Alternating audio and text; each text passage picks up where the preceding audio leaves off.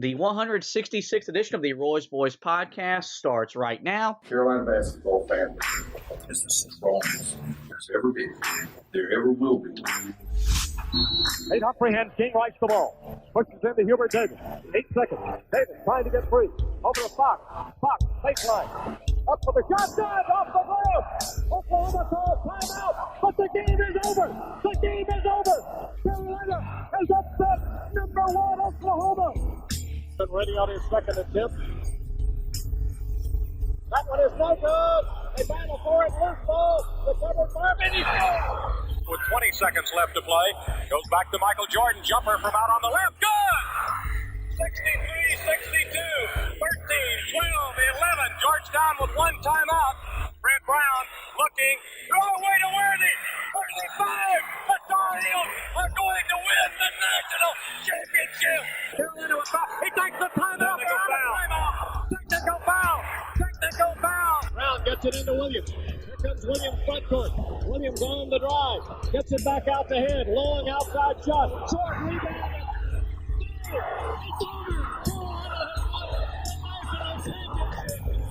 And how about the Tar Heels? They are the national champions. The Tar Heels are the national dadgum champions. And that's what it takes when you big time games. You got to compete. You do it with your brain, and you got to do it with your heart too. And that's pretty doggone good. From QCBroadcasting.com, this is the Roy's Boys podcast with your host, Josh Marlowe. Hey everybody, welcome to another edition of the Roy's Boys podcast. We are powered by Carolina Electrical Services. Today I am joined by the voice of the Tar Heels, Jones Angell. Jones, how's it going today, man? Oh, Joshua, doing great. Appreciate you having me on. And, man, just a busy time, of course, with Carolina basketball really all the way in here to conference play, trying to continue to improve, and big games on the near horizon. So looking forward to seeing Carolina, and hopefully this team can keep getting better, which I think it has done here over the last few weeks. Yeah, you mentioned they got some big games on the horizon. They'll have one tomorrow at Florida State. We'll get to that in just a little bit, but let's talk about the team's progression before we preview tomorrow's game with Florida State. And Carolina, I think they started the season off pretty well. You looked at what they did in Maui, where they went 2-1, and you could really respect what they did there. And then from there, they kind of hit a lull, where they went to Iowa and got beat. Then they beat Kentucky, where they didn't play great. And I thought that Kentucky win was really going to jumpstart the season. That didn't happen. Started 0-2 in the ACC with losses at NC State and losses at Georgia Tech. But they've strung together 3 straight wins, albeit not pretty. But I've stressed on my podcast all year long that for this team, it's not about how you win as long as you do win. So what has stood out to you in the 3-game winning streak for the Tar Heels? Well, number one, I think it's important to realize that a lot of teams are going to go to Iowa and lose, especially if they hit 17 three-pointers or whatever it was that they made that day. I don't think Carolina felt like it played well in Raleigh against NC State, and I don't feel like Carolina felt like it closed well against Georgia Tech. But I think what's important to remember is that this is such a unique season, and that Carolina is playing with such a young team. And I do think it's never easy to play with a bunch of freshmen. And as we know, Carolina, 6 of their 10 rotational guys are freshmen. It's never easy to play with that many freshmen, but I think it's even harder this year because you did not have a regular preseason. You did not have, exhibition games and the closed scrimmages. You did not have a schedule that in November and December would have not only had those games in Maui or the game against Iowa or the game against Kentucky, but they would have also had some games against some teams that Carolina had a high likelihood of defeating. And there was 1 or 2 of those for the Tar Heels this year, but traditionally you play more than that. And so I think when you add all of those things together, it's been a difficult start to the year just as far as what Carolina is trying to accomplish with a young team against a difficult schedule. So I think would Carolina like to be 12-0 right now? Of course it would. But I also don't think it's crazy that the Tar Heels have lost some games against Power 5 teams on the road. Those aren't easy to win, especially when you are running out so many young players. So I think Carolina understood that it was going to have some bumps in the road early. And to your point, and I've said something similar, I think Carolina eventually is going to be pretty good this season. Mm-hmm. The pieces are there for the Tar Heels to be good. It has to happen, but the pieces are there. And the important thing until it happens is that they keep their head above water and they win some games. And the Notre Dame game, the Miami game, those were not pretty performances, but Carolina won the game, and that's what was most important. I thought this last game against Syracuse was the most impressive that Carolina has looked in conference play to this point. Was it a perfect 40 minutes of basketball? No. But there were some stretches in there where I think you saw what this team can be and is getting closer to being. They still have a lot of work to do. They need some more consistency. They need Caleb Love to continue to progress because he's too talented to be struggling the way that he is. Not that it's unusual to struggle as a freshman in the ACC. Right. So they need some things to happen. But I think they're getting there. And so I know the team feels like it is progressing. I know they have some confidence. It's easier to have confidence after you win than when you lose, of course. And they also understand the challenge that they have in front of them in Tallahassee against Florida State. You mentioned Caleb Love and R.J. Davis. When the season started, Roy Williams played those two exclusively together. Since we've gotten into the ACC play, we've seen them two kind of separated where one starts and one comes off the bench, and it's been either Caleb Love that started or R.J. Davis has started. What has stood out to you since Roy Williams made the switch to play those guys not together as often as he did at the beginning of the season? Well, I think there's, of course, the third part of that discussion, and that's that Kerwin Walton has taken a step forward for the Tar Heels. And I think that's the biggest part of that, is that Kerwin Walton provides something that the Tar Heels desperately need, and that's a really dangerous shooter from the outside. We've seen how efficient Kerwin can be in shooting the basketball.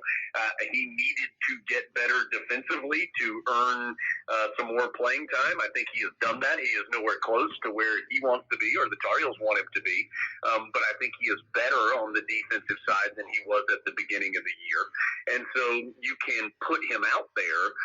He's not going to hurt you defensively, and again, he gives you something that Carolina desperately needs, and that's the shooting from the outside so that the opposition can't sink in so much against Carolina's talented front court.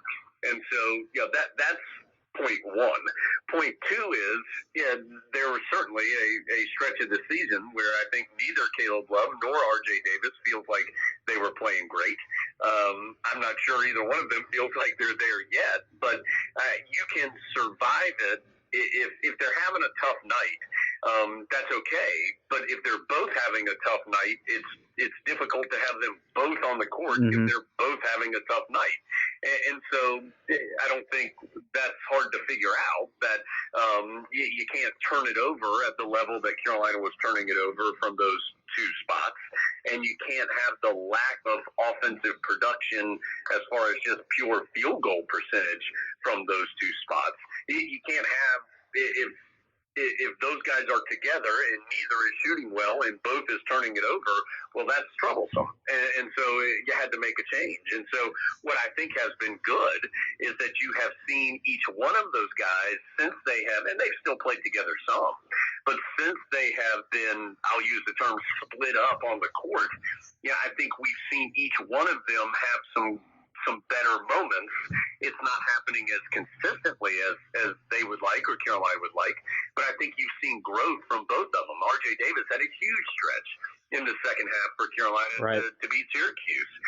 Caleb Love, I thought, really had some nice moments late in the first half, early in the second half against Syracuse. He had some nice moments in the Miami game. So there's some progress being made, but it's not as consistent as the Tar Heels need it to be right now. So, I think breaking those two guys up just made sense from kind of where they are in their progression and what Carolina needs. And then when you mix in the fact that Kerwin Walton has taken a step forward and has shot the ball so well, it seemed like a logical choice. One more thing on Caleb Love before we move on is some of the reason why Tar Heel fans and maybe the coaches are frustrated is because Kobe White progressed so much. And is that fair to him that Kobe White, you remember the loss at Michigan in the ACC Big Ten Challenge, Carolina looked awful. And then they turned a corner in ACC play. And then you had Cole Anthony come in last year, and his numbers were really, really great, even though Carolina didn't win a whole lot. Is that a fair comparison for Caleb Love, or is this the fact that Kobe White and Cole Anthony were special talents? Well, I think you got to be careful how you ask that question, because I think that the why Carolina coaches are frustrated, if they are frustrated, would probably be different than why Carolina fans are frustrated. I think the overriding point of your question is, I think, also the answer, and that is that Carolina's had 3 straight years that they've had a true freshman point guard. Right. And that's not easy to do. I think especially at Carolina, because of how much responsibility is placed on the point guard here. And that's why terrific point guards want to come to Carolina, because they want that responsibility. They want to grow their game.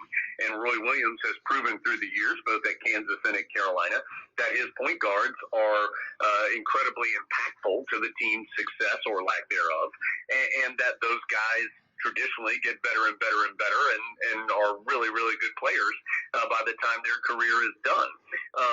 Kobe White and Cole Anthony are both starting in the NBA right now. So, they were really talented players in addition to just being good guys and guys who wanted to get better and wanted to learn and all those different things. Well, Caleb Love is no different. He's very talented, and he wants to get better, and he wants to win. But again, I think he is in a little bit more of a challenging situation for 2 reasons. One is the pandemic and how it has affected this season and how it has changed the college experience for everybody across the country. And then secondly, the fact that there has been so much turnover there at that point guard spot in the last couple of seasons because of the success that those guys had. There isn't another player there to fill the void a little bit. And I think you saw that some last year with Cole Anthony too, where Carolina, when Cole Anthony was injured, the Tar Heels got in some trouble as far as their depth at that position. Right now there isn't a Nate Britt, for example, or there isn't a Quentin Thomas, for example, on Carolina's roster, where there's a little bit more of a veteran guy who, if Caleb Love's having a tough night, that player could go in and settle things down a little bit. And so, because the other guy who's running the point's also a freshman in R.J. Davis. And so I think it has just magnified the problem that you're asking a true freshman to be the point guard for North Carolina in a really weird year for college basketball. And there isn't a veteran there at that same spot to help him out a little bit. And I don't think it's a big secret. I mean, Caleb's probably lost a little confidence because he has not shot the ball well. Right. And so that's not unusual. That doesn't make Caleb Love a bad player. He needs to keep kind of grinding through this, and that shot's going to come, and his play's going to elevate because he's too good for it not to. So, Carolina's been really lucky. They've had some good players at that position, but I think it has also made it a challenge because there has been so much turnover there as well. I think also you factor in the transfer of Jeremiah Francis, and the injury to Anthony Harris has really, really hurt this team a lot more than maybe we anticipated before the season started. You mentioned the talented front court for the Tar Heels, and I've gone on record saying I think it's the deepest front court in college basketball. Whether that's true or not, I don't know, but you can argue that it's the most talented front court, and it starts with what Day'Ron Sharpe has brought off the bench and when he's been in the starting lineup. What has impressed you the most about the freshman? Well, I don't think it starts with Day'Ron. I mean, I think it starts with the 2 veteran guys in Garrison Brooks and Armando Bacot. And Garrison has not had a terrific season to this point. Right.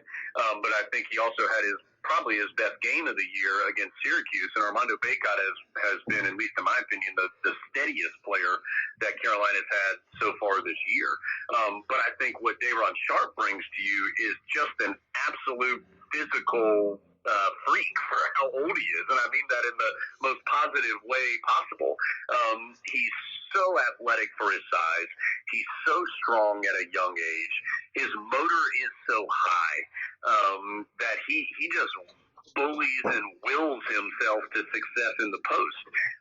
He is not the most polished big man in the world, but that's understandable. He's 18 years old. But I think he has some things that you just can't